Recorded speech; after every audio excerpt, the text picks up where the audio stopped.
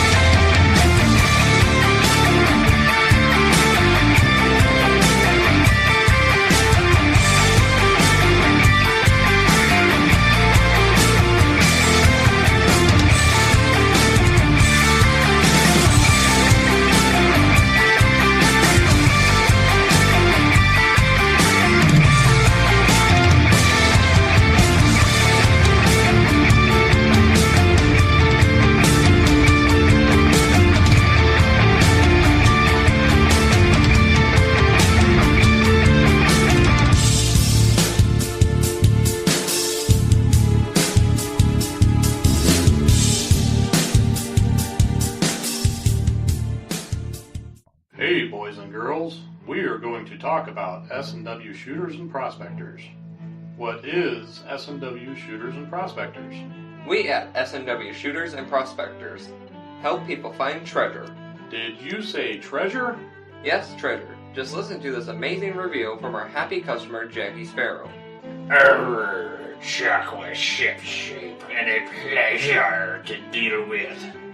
I was able to buy everything that I needed at prices that were shillings less than others. I found my 9 pieces of 8 in no time. Savvy? I know you're asking yourself, why should I shop at S&W Shooter and Prospectors? Chuck Smalley has over 45 years of metal detecting experience. He works with each customer one-on-one to customize their setup to match their skill level. So if you always dreamt of being a pirate, contact Chuck at S&W Shooters and Prospectors and he'll take a great deal for you. Eye patch and rum not included. Caution. Please do not operate motor vehicles or power equipment while under the influence of this show. Listening to this show could cause side effects such as bouts of laughter, violent binges of cabin fever, and even dreams of silver and gold. Please be advised. Now that the fine print is out of the way, on with the show. All right, we're back, we're live. Everybody's dropping into the chat. And let's see here. Get this done. Spot price gold is $3,347.40 an ounce. And silver is $38.45. I want to say that's almost $1 an ounce drop since last Wednesday. But it'll be back. It'll be back. Either way, glad to see everybody dropping in. I know I saw Emery in. Obviously, Emery's going to be there. We've got Dennis in. Ohio Relic Hunter, Phil Bortner, Bob Holycross.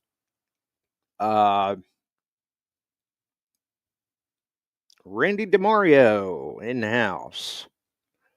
I'm trying. Barb's in. I'm trying to get caught up on the chat there on that side. Okay, so we've kind of got a little bit of a recap from week 1, and we've got some of the gang from week 2 in Alaska. We've got some of the gang from week 1 in the studio, and then we've got some of the gang from week 2. Well, I guess you could say they're in the studio too. I'm not sure who's working IT up there, but it seems to be working for the time being. So let's get Chuck in. There he is. Hey, everybody. How goes it? All right. Cool.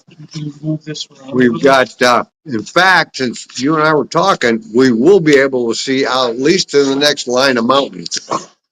Oh, the Okay. fog lifted a little bit. It's lifted a bit. It comes and goes. And earlier, the sun was trying to pull through a little bit. It was pretty nice.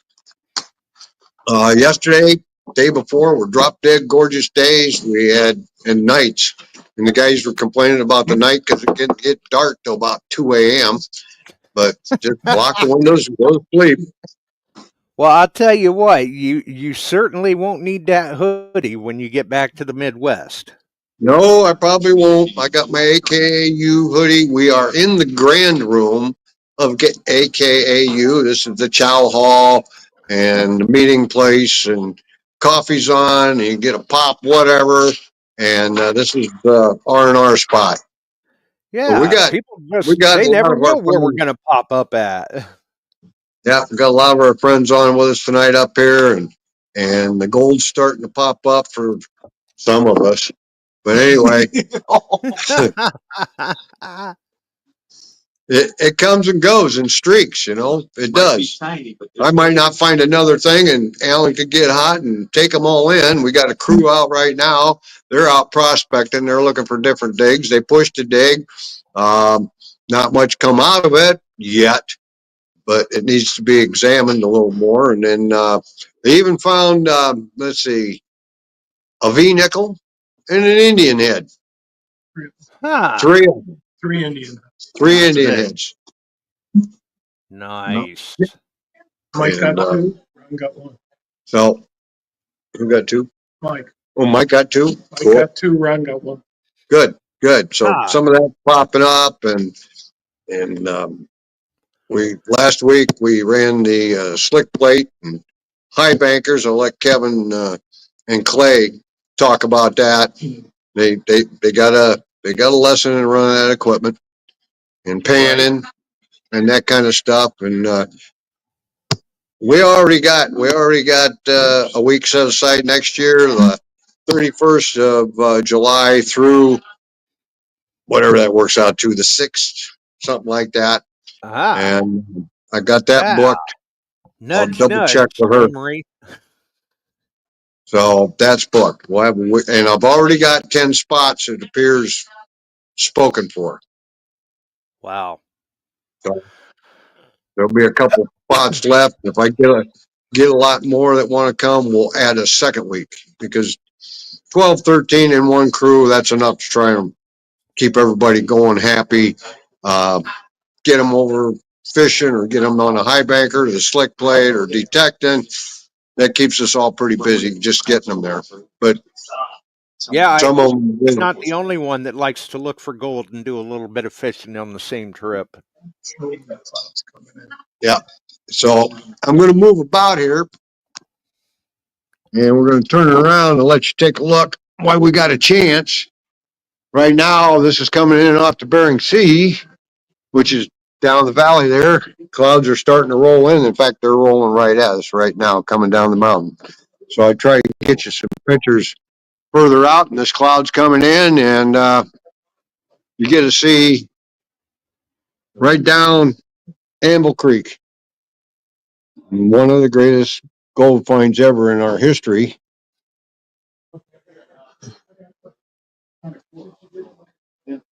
Nice. And that's part of the camp, and that's a mine site over there the camp owns. Those tailings down by the road, the camp owns or leases them, and it goes all the way up miles, and they have all that, and we get a gold search it, and there's still gold there. And you can find it in different ways, anywhere from panning solution to high banking, run a slick plate, metal detecting. So that's what this looks like. Nice. Very good. Very good. So that's what we got. Well, Give what do you a you say little- we get Kevin and Clay in here too? Yeah. Go ahead. There they are. There they are. All right. Some of the relics that have been picked up.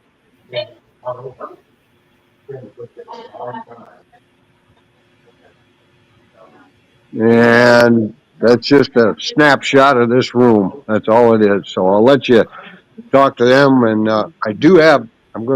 before Kevin starts, I got a friend of mine up here. I've known him a long time, and he sells gold concentrates. And if anybody would like a gold concentrate bag, and I can only get a few of these, this is 100. You got a 50. They'll have $55 to $110, maybe a little more in there. And you see the price of it in each one. And it's good panning, it's good training, but $50 and $100 bags. I got them right now. So tonight, if you want a bag, I'll pick it up and bring it home. Nice. Okay. So how are they supposed to let you know then? Message you? They can message me. It's tough to get messages here, but if they message me on Messenger, internet's running, I'll see it, and they can PayPal me the money, and I'll bring them home. But because of PayPal, they have to add $5 and $10. $10 on a $100 bag and $5 on a $50 bag. So it'd be 55 and 110. Yep. Yeah, Alan says even he can bring some home to the Chicagoland area. Okay? So we got them. Here's your chance to get a little panning practice and find some good Alaska gold. Okay? And his name's Bob Sanders, good friend and prospector. And we have that opportunity for him tonight. Okay? Okay. Sounds good.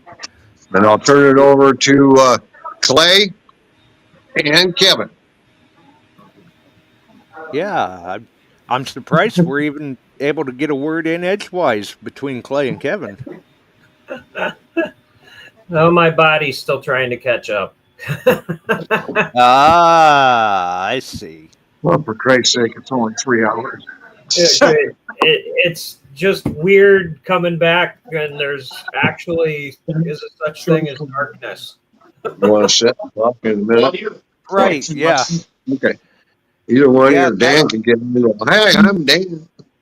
That had to have been a little bit of culture shock for you and Clay, wasn't it? To be out at 2 a.m. and it's still daylight? Yeah. My life.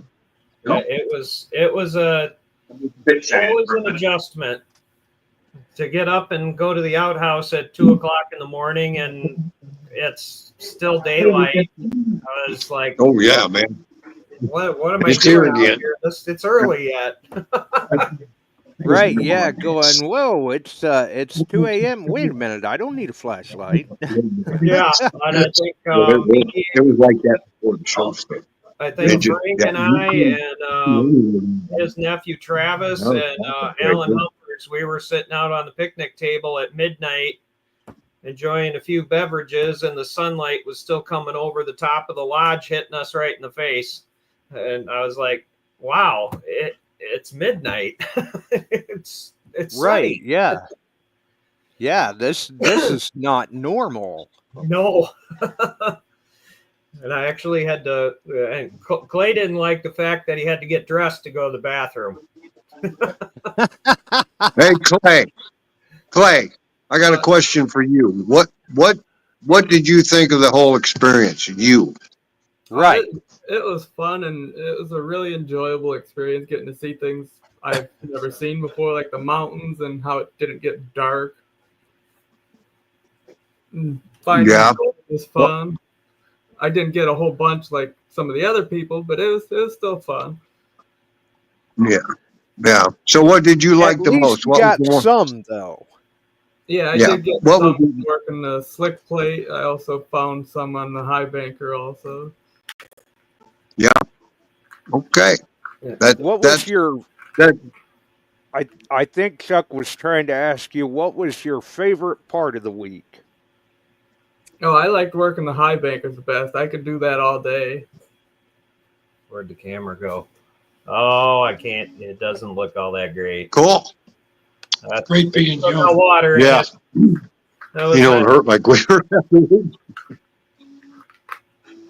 It was a new experience for me and him to both run the high banker. We'd never really run something like that before. Right. Well, and not only a new experience doing that, but have either of you even been to Alaska before? No, this was the first time. Well, I did when I was 3 months old, so I don't remember it. But this was really the first time we had gotten on an airplane and flown. So it didn't bother him at first, but getting on, I had the armrest clenched tight. I was a little nervous. You can talk about. Yeah, I wasn't worried about flying, but he was. Dennis. So not having the experience of being in Alaska before or anything, and now being presented with the opportunity to be there, would you recommend it to someone else, or if you had the opportunity, would you go back again? Oh, definitely, Yeah. definitely. We definitely want to go back. We want to bring Emery with. I think he would have an absolutely incredible time up there. I mean, the people up there, they treat you like family. The Augie and Tyler and them, they were absolutely spectacular. and Nice. helped right around the corner if you need it. And the food, I haven't eaten that good in years. Just Chef Tip, man. It was incredible. You guys had posted up a picture of you holding a crab, and that thing was as big as your head. And the thing was still live too. It was still, its claws were still moving around, and you're not going to get much pressure somewhere I didn't want to get pinched. You're not going to get much pressure. Yep. And it was, they cooked it up, and it was just amazing to realize that crab was live an hour ago, and it was like nothing other. And they, I kind of figure that a meal like that would be in the hundreds of dollars in our area. Right. But they were telling us that there's like 3 grades of crab up there. There's A, B, and C. And I think he was saying that A grade crab never leaves Alaska. And we get C grade in Illinois. Yeah, it kind of makes you come home to the Midwest and chuck rocks at seafood around there. It did. And they don't give you the cracker things for cracking the legs open. They give you a pair of scissors, and that was a new experience. And cutting through the claw leg was like trying to cut through iron. Oh, I'll bet. But it was amazing, and for $40 for the crab, for a whole crab, was just outstanding. Wow. Yeah, you can't beat that. Not at all. And then we had live entertainment that night, which was pretty fun in and of itself. Where they had a bluegrass band came and played, and we had Bert from Holland in our group, and he provided more entertainment to everybody than you could possibly imagine. He's an amazing person, and one lady taught him how to play the spoons. He was singing and banging the spoons together. And I went and checked on Clay and come back, or because he was getting tired. I come back up to the main dining area and I walk in the door and there's a conga line going on to bluegrass music. Okay. Yeah, I guess Bert, he was an amazing person. So, how long did it take you guys to acclimate to the Alaskan time? I don't think the going there was really bad. I think it was the coming back part that was the worst. Because going there, we were basically chasing the time because it was. Yep. What time did we take off in the morning? 6. Yeah, we left at 6 o'clock and we got to Anchorage. It was, what time was it? It was like 11 o'clock or 10 o'clock their time by the time we got there. So, it really was just like staying up a couple hours extra is really all it felt like. Wow. Not bad. Not bad. So, do you two happen to know, and I don't know, maybe Chuck even knows on this respect, what was the take for you and Clay for your trip to Alaska? Like, how much gold did you recover? Well, we split up. We ran the slick plate. We ran in shifts. Me and Frank's nephew, Travis, we ran the first shift, and then we all stopped for lunch. And then another shift came down, and I think it was Chuck and Frank. Chuck was running a fire hose like he's used to. Yeah. And they ran for a while, and then we shut down for the night. And then another shift came in the next morning, and then we eventually cleaned up and refined it all down, and we divided it. I think we divided it 11 ways, I think. And we got, what was it, 0.68 grams or something like that. That was split 11 ways. So that's not bad. That's a little over $50. Right. And it was, I would say overall run time, it was probably, I'd say 12 hours maybe total combined with everybody's shift. Well, that doesn't seem too bad. No, it wasn't super hard work, but it was a new experience. But see, we pulled this one out. Right. Yeah, that was drawn for first. Yeah, there was one nugget in the bunch that was 1.06 grams. And we kind of did a little lottery for it. That stuff wasn't that big. Oh, that went in the lottery? Yeah, we drew numbers for it. And I think if I remember right, Chuck still got it in his hot hands there. Yeah, I'm pretty sure he does. Yeah, it's here. It's right here. Right.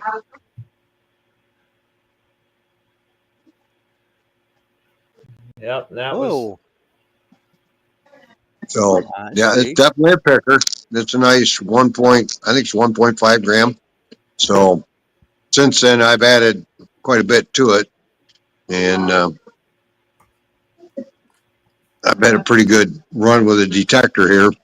But I'm going outside the norm instead of all in the middle of the pushes. I'm going up in brush along the roads, things like that, where I can get into, and it's paid off. Right, you've got. But they've been pushing. They've been doing their job. On the let's see. Yep. There was a 6.5 gram found. 7. What was that one last night? 7.5. Something like that. 7.5 gram. These are standalone nuggets. Ooh. Mine's 5. And we're looking for bigger ones. What was the weight on that one Tom found, Chuck? That big one. 42 grams. 42 grams plus odd number. 42 grams. One nugget. That's an ounce and a quarter to ounce and a third. Yeah, beautiful thing too. That was found last week? Yeah. Yep, last day. We Holy posted cow! pictures. Yeah, there was a 42 grammer found, and I think he in got the hole with it, he had another. There was another one in that hole? Yeah, there were two. I found two in one hole. He found two in one hole. Of course, his is much nicer. Three of them. One little tiny. Oh yeah, there was a third, a little tiny one. It may have broken off the large one. We don't know. Nice piece. Well, that's the way it goes And sometimes. in collections, that's probably could go $10,000-$12,000. So it happens, folks. They're there. You just got to work for it. And he Frank, found that at 10:30 at night.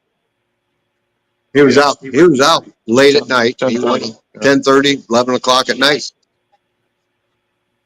yeah, 10:30. oh, okay, it 10:30. looks like Dennis got it there. I was going to say, Frank says put him down for next year, but Dennis says he's on the list. You're already on the list, Franco. We That figured was you were automatic. going. We got Yeah, Frank, we figured you we were got going. Clayton, we got Emery, Mary and her hubby. They're on. They sent me a message. They're down for next year. Depends upon Dennis. There's a couple others, but right now it's looking like at least 10 slots are full, not counting me. That makes it 11. And I'd have 2 to 3 more slots. I won't take that. And if I get a lot of people asking, we'll move into the second week of August and do a 10, 11, or 12 on that one. It's easier. Trust me. Yeah, it's come more in with manageable. Yeah, 22 people at one whack, and it's like, Right. Yeah, absolutely. And I'm seeing in the chat here, Dennis says Tom's nugget was 42.842 grams. there you go. Now, I don't know what that translates into as far as value. Well, 'Cause I this ain't was got a a calculator in beautiful, front of me, but it's a little bit, yeah. about an ounce and a half, but it had quartz mixed. It was a very fine example. Beautiful. Had color Nice to it. specimen Size. piece. Yes. Can you share that somehow in the chat? Or? No. Well, you have to share it to Josh. I thought I shared that to you, Josh, on your page, but there's a go live that I shared to Detecting Beyond Sight Not Go Live, a reel that I shared out there that shows that Mary with hers, several others. Yeah, Mary got a nice 5 grammer. She was looking for a pendant piece. She found it. Oh, okay. Yeah, that'll make a great pendant. What's that question? Ohio Relic Hunter wants to know, Kevin and Clay, how did you deal with the ground conditions and mineralization? It was a new thing because with my Equinox and Clay with his Manicore, we usually only ever run in the same program. I run in Field 2, and I don't know what it's called on the Manicore, but yeah, and to have to hear the constant hum in the headphones, and when you go over just a 1, the high squeak goes right over it. And I dug probably 10 hot rocks when we went out the first day, and I was digging a 1 on the Equinox. So a little bit of acclimation there, but Yeah. I mean, you've got to dig them because they could be nuggets. Right. Well, we figured out not too far in just to leave the 1s alone. Anything that kind of went over that, then it was, definitely chase it. But there's a lot of little bitty bits of nails and stuff like that. And I had one of those rare earth magnets on the back of my pick, and I pulled probably the first half hour. I pulled out 5 bolts with nuts attached to them, and I just stick the pick down on the hole, and it sucked them right out of the ground. Right. Well, hey guys, Chuck stepped out, so I jumped in real quick. Oh, okay. I got a couple questions. Clay, did you see any of the animals while you were here? We saw the muskox in town. We saw a moose both on the way to go fishing and on the way back to go from fishing. So Okay, so you do the salmon fishing? no, for pike. Okay. And we saw a gold eagle on the way down the river too. Yeah. He was kind of flying right in front of us. No How bear? many of the fish did you guys get? I think we brought back. We let a lot of the little ones go, but we didn't have as good of a haul as Frank did. They got some 35 plus inchers, but we got between 25s and 30s. And Tyler, he's just an amazing guide. I mean, to go down that river and never make a wrong turn on a fork or something like that, both directions, was amazing. And the scenery going out there was unforgettable. So Yep, am I gathering from this that Frank will share his Kool-Aid but not his fishing spots? Well, Frank and Travis went, I think one of the first days, I think they went on Sunday, I want to say, and they came back with cooler big ones, but the water was down about, I think what'd he say, 1.5 feet? Mm-hmm. It was down about 1.5 feet from what we went there to. So the water had gotten colder and the fish had kind of changed their patterns a little bit. But the pike, they don't actually hang around the main channel of the river. They're back in what they call sloughs up there. I call them backwater coves because, I mean, it's all grass. And we were just about ready to come back, and we started hitting a ton of fish back in this little bay that had brush in there so bad that I would never even think about casting a lure in there unless I was okay with losing it. And Tyler went walking out around the shoreline back there because he was, I think he was getting his lure unsnagged, but these big baits like this big, he was using a big swim bait with a weedless hook on it. And when he got back in there, you could just see all the pike come scooting out of there, and we started casting for them, and we started hitting them pretty good. I think we had at least 6 or 7 fish back there alone. But it was, wow. It was a lot of fun. How close did any of you guys get to the muskox? We had one in the truck on the way back from fishing that was standing right in the middle of the road, and Tyler had to goose the motor once to get him to move. So he was probably within 10 yards of us. Okay. We had a couple of those yesterday and the day before. Yeah. I think we were, 15, 20 feet at the most. And the amount of beavers that we saw down The on big- the Potomac River Big was guy? crazy. I mean, they're a real nuisance up there. Tyler would goose over by a beaver's lodge with the boat, and you'd watch them all go plunking right in the water as we come up to them. You see them carrying branches across the water. And when they get, I mean, what amazed me up there is there's no props on the boats. It's all jet drives. I was like, when we went to go out, I was asking, I says, hey, where's your prop? We've got to get that put on. And he goes, what prop? It's like, I kind of felt stupid. So Clay, did you do the high bankers every day? No, I did it like 2-3 times. I didn't get to do as much as I would like just because we were, getting used to everything, where everything's located at.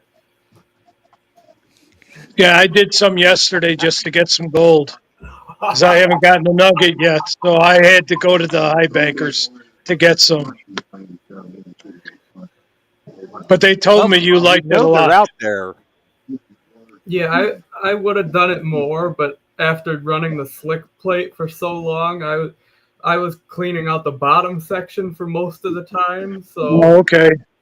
I was pretty tired after that. So you got pretty wet then. Yeah. The hose guy got you a little bit, huh? He went. His shift was the day that probably was raining the hardest, so it didn't matter. It was going to get wet Oh, regardless. so he was getting soaked anyway. Yeah. I dropped him off down there because we had a 2-person 4-wheeler, and I dropped him off, and I went up and did a load of laundry, and then went back down and got him. Got it. I see. Now, did you and Clay get to go to the Alaskan Mint? Oh yes.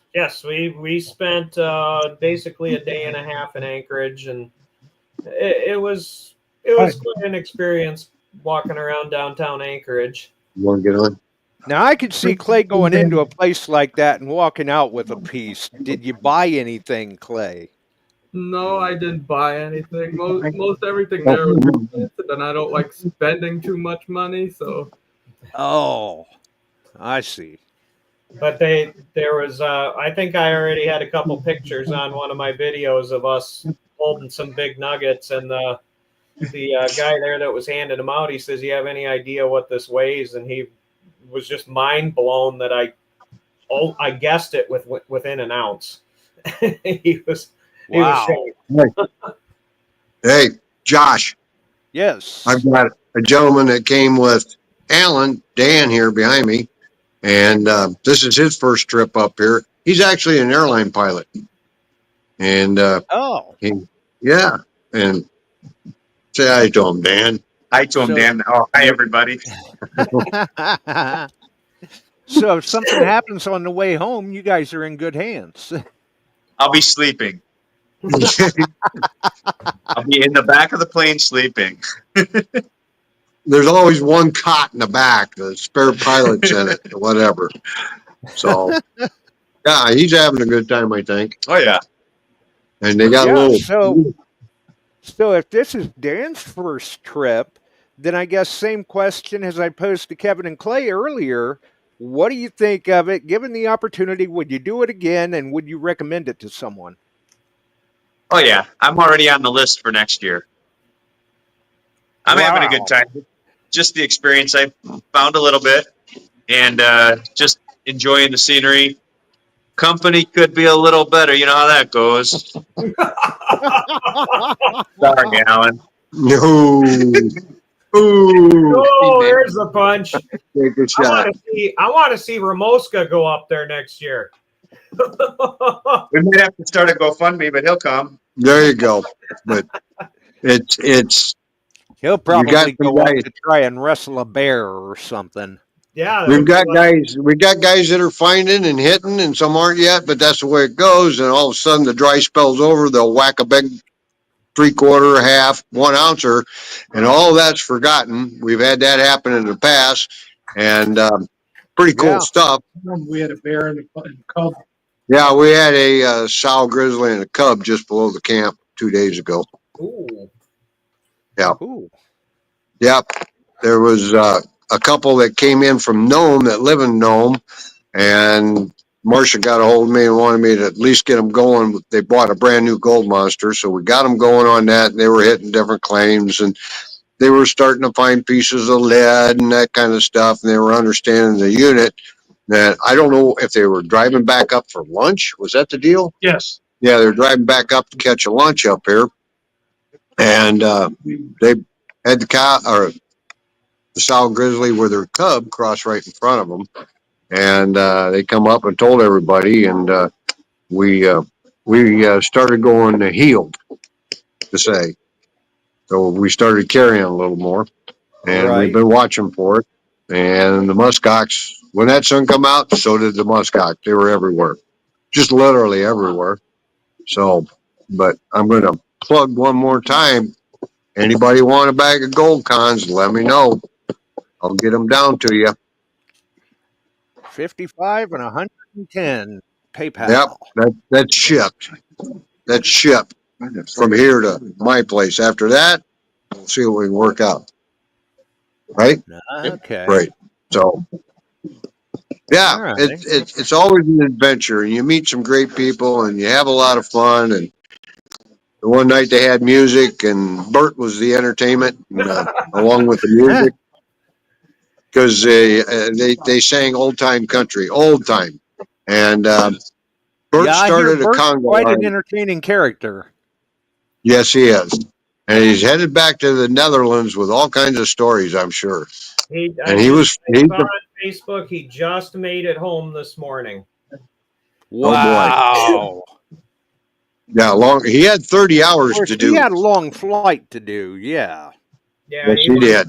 And Sean Hames contacted me. He got back good and all kinds of stuff. So let me know if you need those concentrates, folks. They're good concentrates. You can learn to pan on it. You get some gold back out of it, a little more than what you got in it. And hopefully the gold continues to go up and Bob will go. I wished I'd kept that. So anyway, and in fact, I'm going to turn the camera on. He can. And I they wish can I had the message. 30 ounces They back. can message you for your PayPal address, correct, Chuck? Yeah, they can do that. But right there is one of the best prospectors I've known in my life, and that's Bob Sanders. He comes out of just how you say that town? Kentucky. Yeah, okay. Charlotte, Michigan. And Charlotte. he was How on old these bags are, too? What's that? How old the bags are? Are these fresh ones now? They're fresh. They're fresh. These are fresh bags. So, but he's found some good gold over the years. I'm here to tell you. And I learned a lot from him about high banking, dredging, and that whole crew that I used to run around with up there at the old Cripple River camp.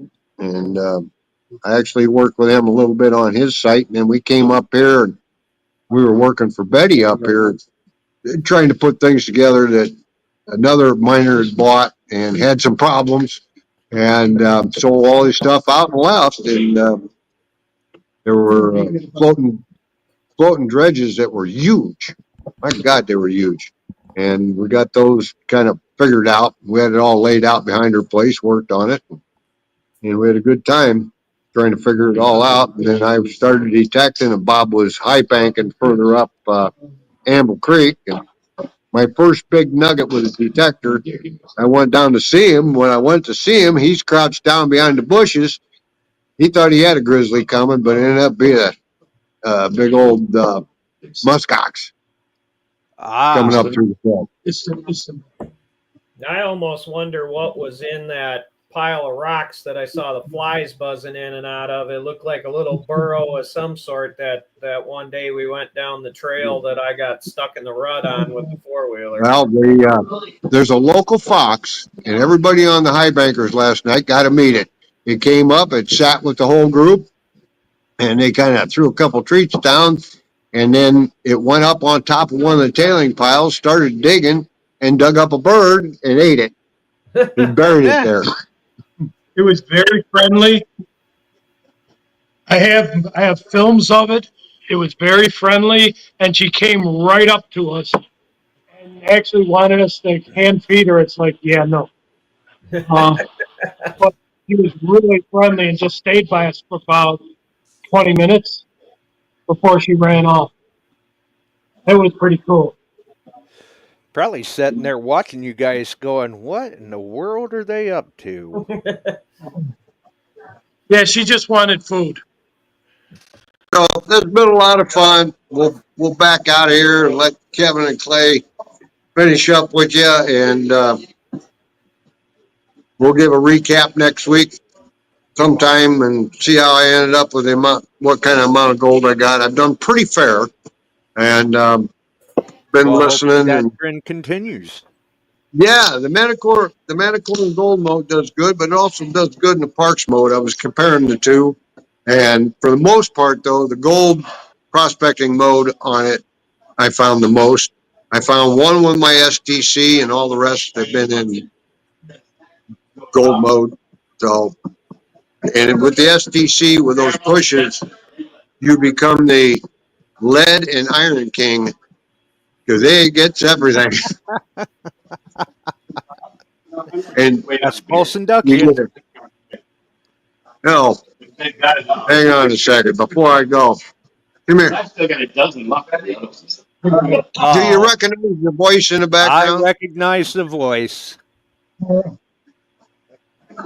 Yeah, you should recognize Josh Kimmel. Yeah. Hey, gee, what's up, Bubby? Yep, there he is. How's it going, guy? Good, good.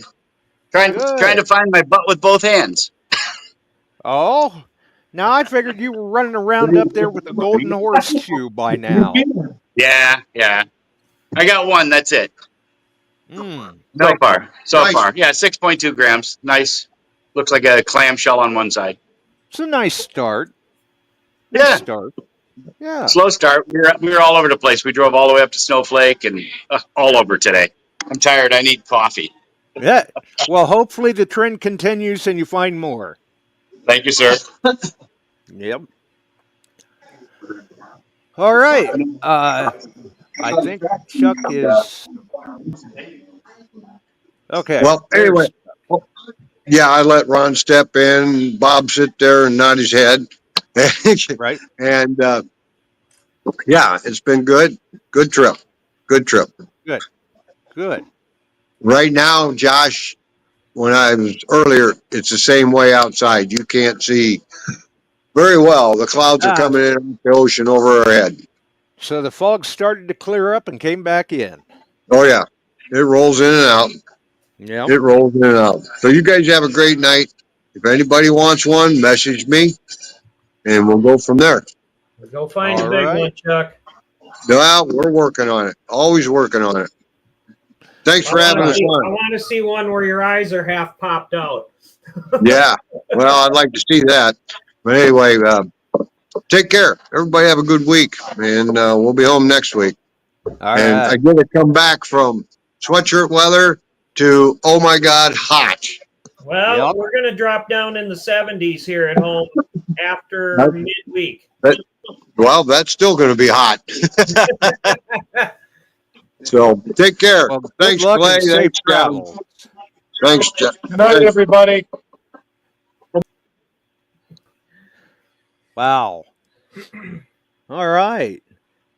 So I'm curious too. I was going to ask this earlier. What coil were you running on the Manicore, Clay? I was using a small one. The 5x8. Yeah, the 8-inch, the M8. Okay. And how was that working out for you? Well, I was finding plenty of small targets like small lead and iron, but I didn't find any gold with the machine, actually. All my gold was found on the high bankers. Oh, okay. I see. Well, still, I mean, take it any way you can get it. Yeah. Yeah, it was I mean, I used my 6-inch on the 900 and it was just a lot of adjustment to learning from fields to gold mining. I mean, it was right. Yeah, it's a little different ball game. And really, pinpointers don't do you any justice. Don't do a whole lot of good. No, I mean, it was going back to like how I detected before pinpointers came around. You got to take a wave your hand over the coil. Hand over the coil, yeah. Yeah. Yep. It was a challenge. It just felt like going back old school again. You know, some people in the chat probably don't remember what that was like, but I remember those days too. I mean, I can remember it, and you would get so frustrated because you dig down, you'd pull a handful out, swing it over the coil, and you still don't have it.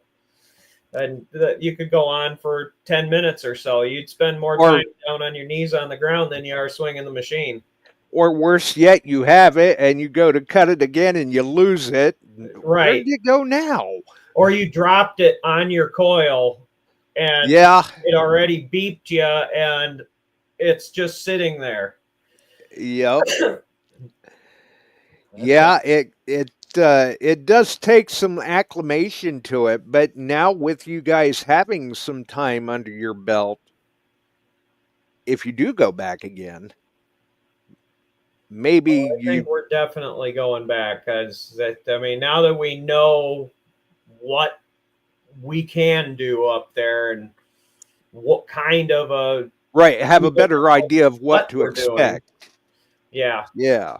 Yeah, and the people up there are spectacular. I mean, I've been on vacations to resorts and stuff, and you're just another face to them. And these people up there, they make you feel like your family. They treat you great. I mean, they talk to you like they've known you their whole life. It seems like. Sounds like a swing in summer event. Yeah. But yeah, it was definitely an amazing experience. I mean, I was like, we got there, and Nome is, I wouldn't call it sketchy. It's just not a rich area people wise.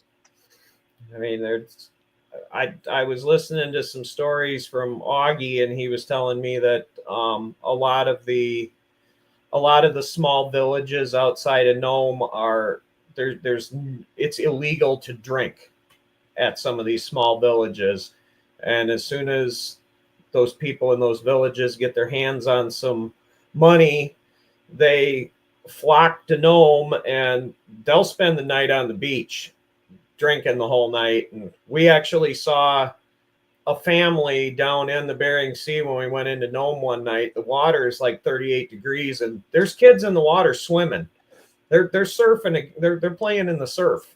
Oh, hell no. Yeah. And we saw it also coming off the Pilgrim River from fishing the one day. They were the sockeye were running right at the bridge, and kids are in there swimming away, and it was like, no, thank you. It's got to be like twice that. I'm not a polar bear. Yeah. But oh yeah, it's a different way of life up there. Wow. And you took the 900, Clay took the Manicore. If you went back up again, would you take a different machine, or were you happy with the machines you took? I'd be happy with my 900 up there again. I mean, it's just a matter of time before I'm going to really catch it right and really understand it. Yeah, but we just didn't swing over the right areas. Right. And it's just amazing how both of our machines, I mean, the ever so tiniest little piece of nail is ringing up in the numbers that should be gold, but you really got to have a lot of patience. Well, a lot of other targets ring up in that range too, as you both know by now. Oh, definitely. I went over one target. We were back. I think there was 6 of us back in this one spot that Chuck took us to. And I was swinging over, and all of a sudden I got a screaming 89-90 signal. And I thought, ooh, that's a silver quarter. No, it wasn't. It was a 357 round. It was sitting right under the gravel, and it's like, and of course there was about 10 more there where that came from. See, and I was just going to ask too, at the beginning we heard that there were some coins found. Did you guys happen to find any coins? We didn't find any coins at all. Just a lot of bullets. Yeah, lots of bullets. Wow. Shotgun shells, bolts, wire. I mean, even the tiniest little piece of wire is going to squeak your machine that you're going to think you're after something. Oh yeah. And some of the spots, a lot of can slaw. Little tiny pieces of like chrome and lead and everything. I mean, there is you'll dig more of that than you will anything else. Right. But if you can find lead, you can find gold. Oh yeah, definitely. I mean, we're going to take the experience that we got up there, especially with the high bankers and panning and stuff, and put it to work at a couple of our small creeks and rivers in our area, because we got some places that are actually down to bedrock, and we want to try our panning skills and everything else. Oh, nice. What we can find. So maybe kind of expanding on the treasure hunting. Yeah. Yep. Because I mean, summertime, the fields are up, and getting permissions is kind of taking a back seat on things. So we go to we'll go water hunting. Right.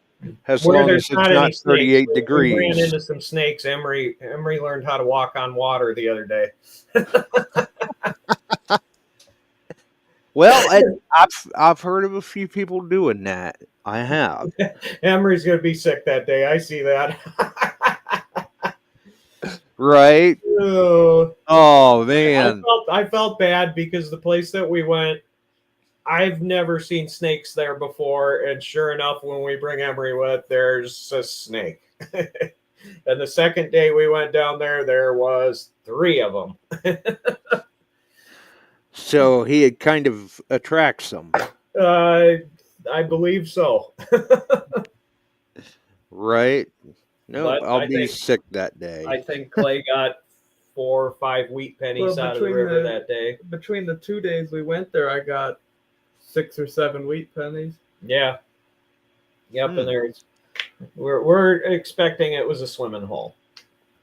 But it's also down to a lot of bedrock, so that's why we're gonna kind of put what we learned this past week to work down there and see if it actually pays off.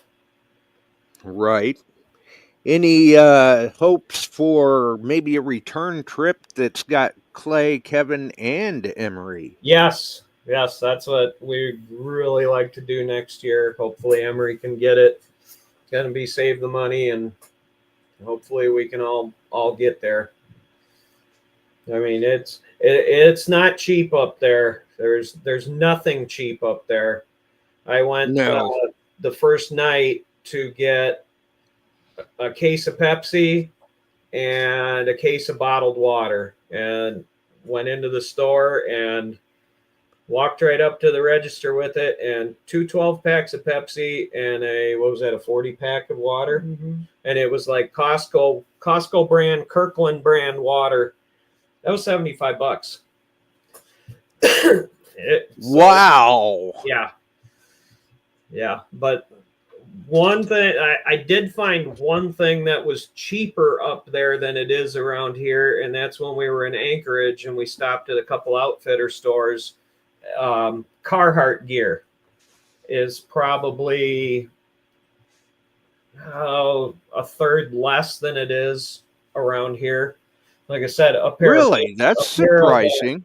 A pair of insulated bibs that $50 cheaper than it is here. Yeah, they were about $50 cheaper.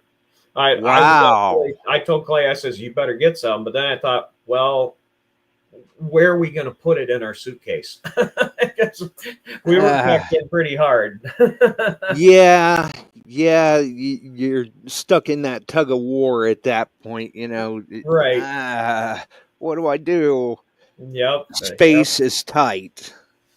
And going through TSA, you never know what's going to happen going through TSA either. TSA, Clay got rung the first time through the detector because he's got a lucky hook on his hat, on the bill of his hat. They rung him right away. He forgot it was there. Yep, it'll get you every time. But yeah, and it's so easy to forget some of that stuff too. Oh yeah, it is. I mean, getting on in Nome, I've got screws and plates in one ankle, and something showed up on the scan in my shoe. And I told him, I said, I have screws and plates in my ankle. He said, no, we see that. They said, it's on your shoe.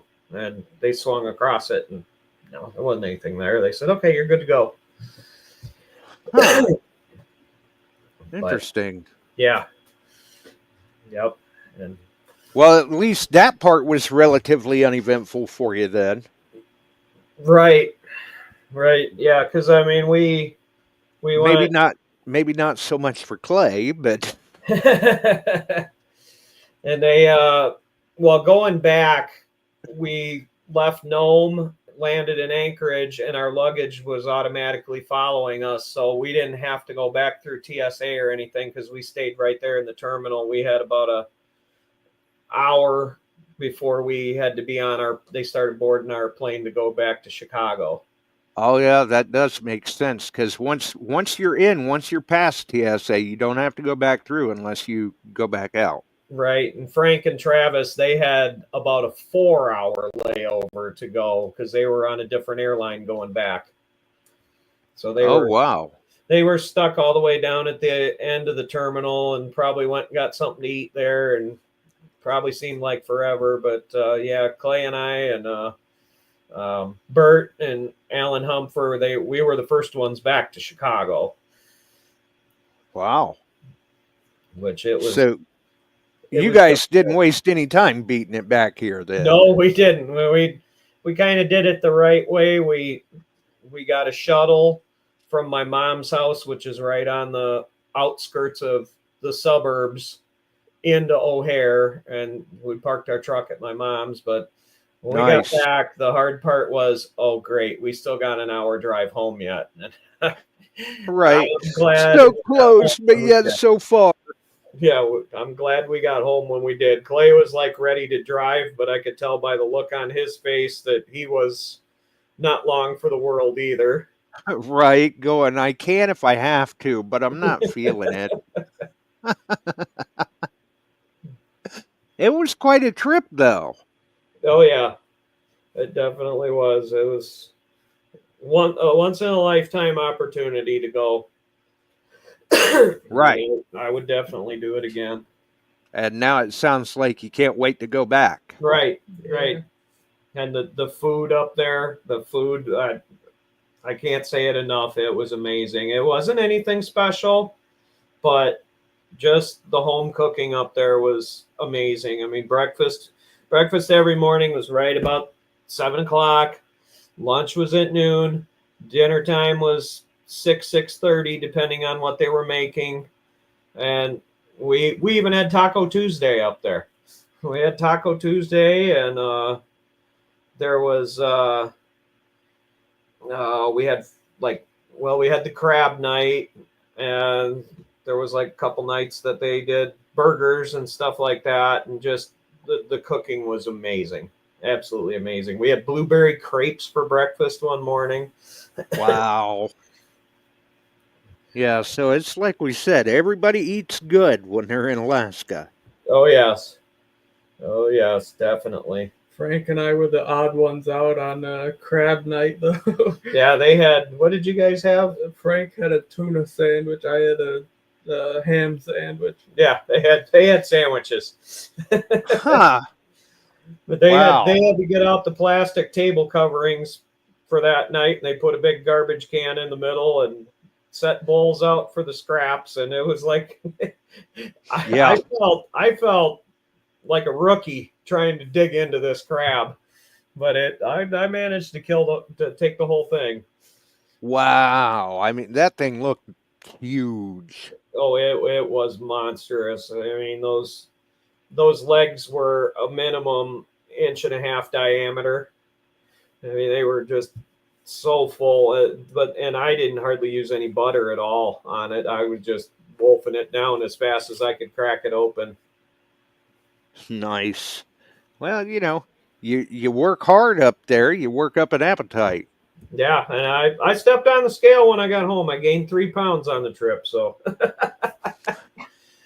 was probably that crab meat.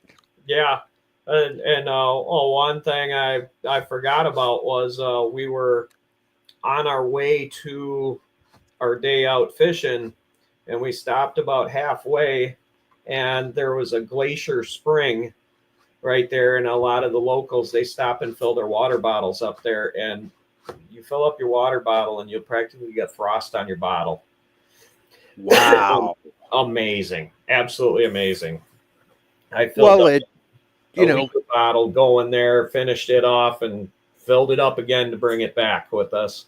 Yeah, I was going to say at $25, $30 a case for water or whatever, I'd stop and fill up bottles too. No, yeah. Well, they got triple filtered water there at the camp, so I mean, you can go fill your bottles up there. Mm-hmm. So it's not a big issue, but just the glacier water felt like I put something different in me. It was that good. I tried to get Clay to fill his bottle up. He didn't want any part of it. So not many people can say they've done that either. Yep. You never know what moose or bear might have went in that water. Right. Yeah, exactly. But I guess And I know I mentioned in the post earlier tonight about the show that those that were interested, if they have not subscribed to Bart's Detecting Bits, they may want to go over there and do that and hit the notification bell for an upcoming video. Yep, I just put another video out today from when we landed in Nome. A lot of it's pictures. There's some short clips, video clips in there, but I think I have enough to probably do 4 episodes, 4 maybe 5. Wow. So yeah, I was busy with the camera while we were up there, to say the least. So then basically we're not seeing this all in one big video. This is going to come in installments. Right. I'm just kind of working my way through them. I'm doing, each of my videos are probably, I think they're about 8 minutes a piece because there's a lot of pictures involved, but a couple video clips mixed in with them. But yeah, I've gotten like the Anchorage part, and I've got probably the first 2 days in Nome on an episode, and now I'm going to continue on with like the slick plate and the high bankers. Now we get to see the slick plate and the high banker, and the I'm sure the teaser clip you posted on Facebook is going to be somewhere in there, right there. Oh yeah, yep, yep. The high bankers, yeah, yep, definitely is. Yeah, that was good to see, though, that little teaser clip like that, because it showed that you guys were finding gold and everybody had made it. Looked like you guys were having a good time. A lot of work, but a good time. Oh, yeah. It's that if you go up there, you better plan on putting the work in, because the shoveling on the high bankers, that's Clay and I ran one together one day, and we kept switching off from shoveling probably 20-minute intervals. Wow. I mean, it's not like shoveling dirt here. You've got a lot of boulders and rock in with this stuff, so it's not just like a quick shoot in, we go, shovel it in. No, you got to wiggle the shovel in there, get a good shovel full. And he did one by himself one day, and I was, I don't know, doing my methodical nature of things, and I was like picking up the big rocks and washing them off and making sure they were completely clean before I pulled them back out and threw them over in the tailings, because a lot of your bigger gold will stick to the bigger rocks that are like got like a little clay layer on them. Yeah, exactly. And back in the day, if they couldn't see it, it wasn't there. So if it was covered in mud, it got chucked into a tailing. Right. And I mean, the cleaner your rocks are going through that high banker, the more you're going to find. It's just like that. And clay sticks to gold really tight. And if you run a glob of it through your high banker, it's likely to pick up your gold and shoot it right out, and then it's gone. I'm pretty sure the clay on the show sticks to gold too. He tries to. Yep, I would. We were always the last two down on the high bankers. We would shut just to how long it takes to process it. The first time we were on the high bankers, we shut down about 4:15, and everybody was scrambling to go up to dinner at 6 o'clock, and we were the last two down there trying to process our pans out. Yeah, that's another thing. I don't think a lot of people realize when we talk about running the slick plate and the high banker and the gold cube. I don't think people realize how much time is consumed by that. Right. I mean, it's a labor-intensive effort. And then the second time we shut down at what, 3:30, 3:45 or something like that. And yet still, we were the last ones down there. It was leaning on 6 o'clock, and you miss dinner, you snooze, you lose. You know, you better get up there. And we're still the last two down there. And fortunately, one of the times, Augie came down. He's the owner's son. He came down, great guy.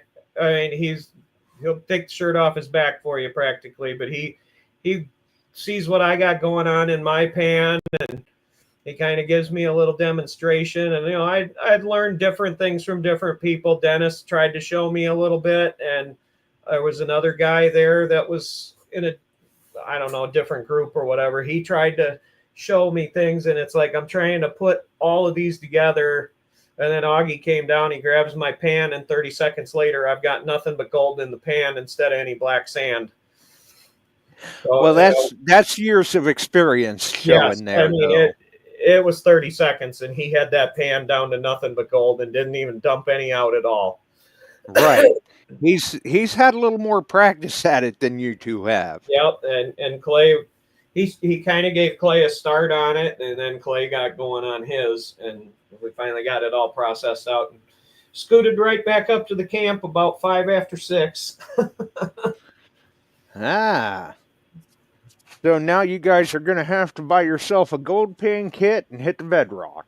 Yeah, well, we got gold pans. We need a classifier, and like a sluice or something.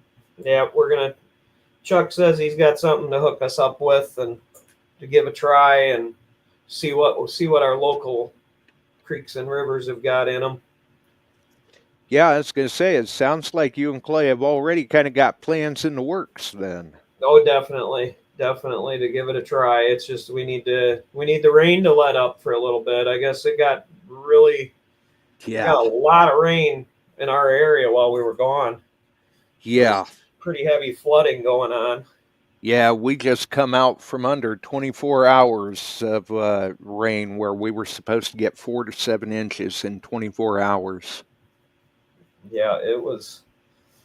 Of course, before we left, it was bone dry, and I came back to having to mow a hayfield down. Yeah. Yep. At one point, I believe it was Friday afternoon here, the street actually looked like a river. Oh, yeah. And Yeah, it's like, this is no good. I mean, it starts looking like that, and I start getting nervous, hoping the generator works if it's needed. And people, it's amazing the amount of generators people are buying now. I mean, I don't deal in them, but our company does deal in them, and it's increasing in popularity. Now, does your company just deal with like the whole home generators or both? I guess they can pretty much order to fit the needs. It's just a matter of, I mean, it's mostly heating and air conditioning, but I do know that we got some generators starting to flow through a little. Oh yeah, I mean, it's nowadays people, I don't know if it's because of all the technology or what, but people seem to be more cognizant of that they want backup power if they need it. I think a lot of it's got to do with more of an aging power grid is where most of the problems are starting. Because I know for on the other me, side of town, you could just bump the pole, the wires on, and the power is going to flash in town. Oh yeah, we used to joke around here all the time. Oh, the power's out. Another squirrel must have bit the dust. We have the interstate right by us, and if a semi takes a wrong turn and ends up on the frontage road where he doesn't belong, there's 9 signs in less than a quarter mile that says no interstate access, no trucks, no this, no that, no dead end. They still go down there, and if they go to turn around in the wrong driveway and they catch a pole, that's it. Yep. The whole town's going out. Everybody's off the grid. Yeah. Yep.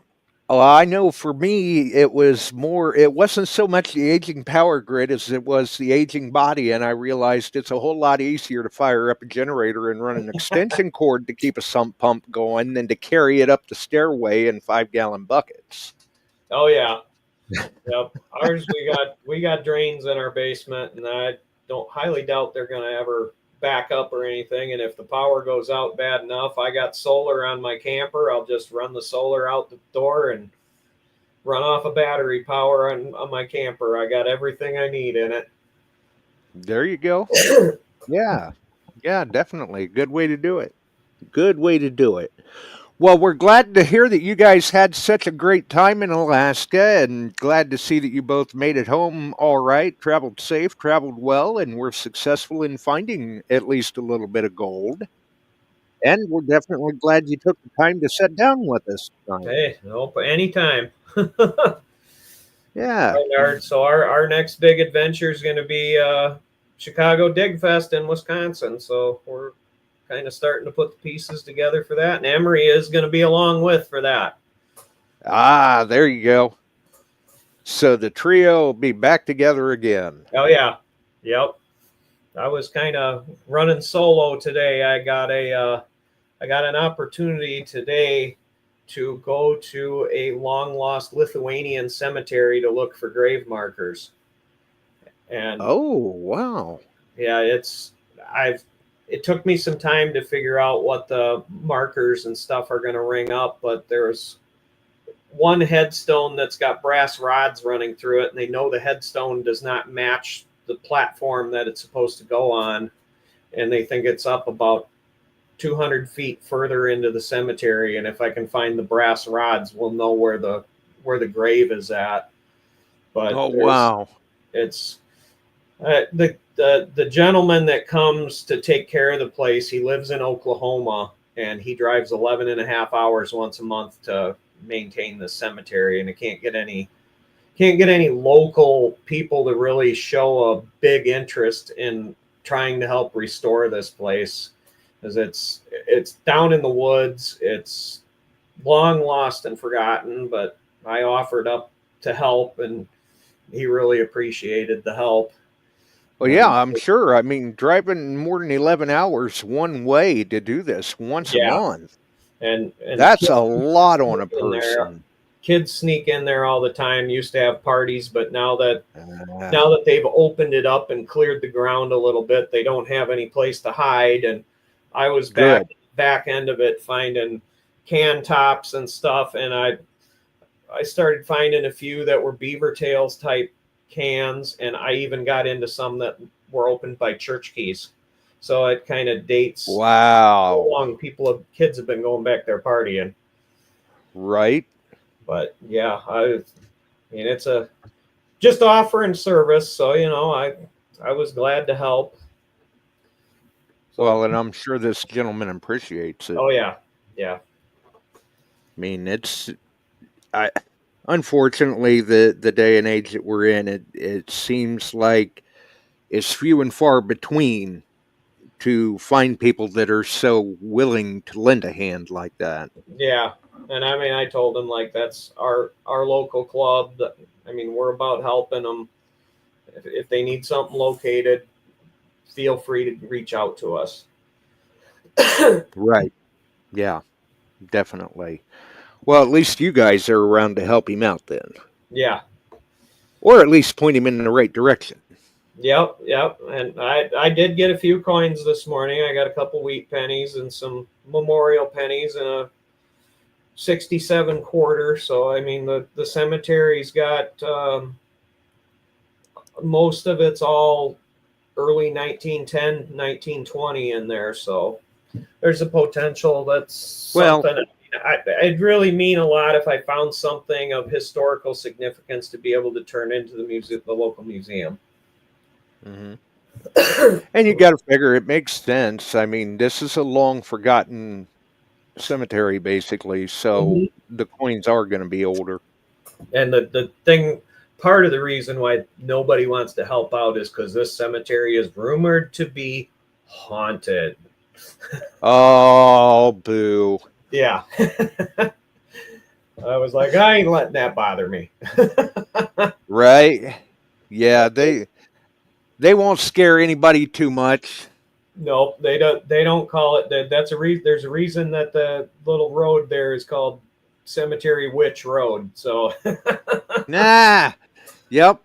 I sense a legend. Yep. Nice. Well, I'm going to go ahead and let you guys cut on out of here unless you guys have got anything else you want to mention, and we'll get on out of here too. Sounds good. We're going for ice cream. Ooh. Well, then I should have let you guys out of here earlier. Get that ice cream. Nah, we got to wait for it to cool off a little outside.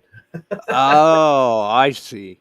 All right. Well, once again, glad to hear you guys made it home and had a good time and everything. Kevin, Clay, both of you have a wonderful night. Sounds good. Thanks, Josh. Thank you, guys. Well, so Kevin and Clay Barkley, a little bit of a recap from week 1, not only from them, but also from Chuck. And then a little bit of an appearance from some of the people from week 2. Week 2 is running. It's up and going. And I'll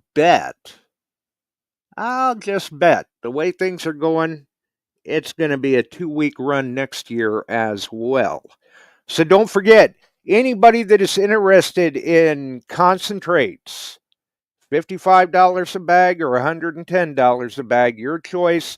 Message Chuck Smalley on Messenger. He can get you his PayPal address and all that other information that you need for that.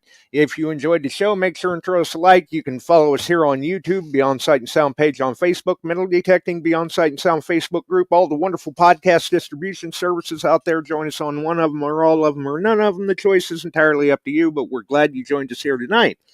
Isn't that a mouthful? Huh. Interesting.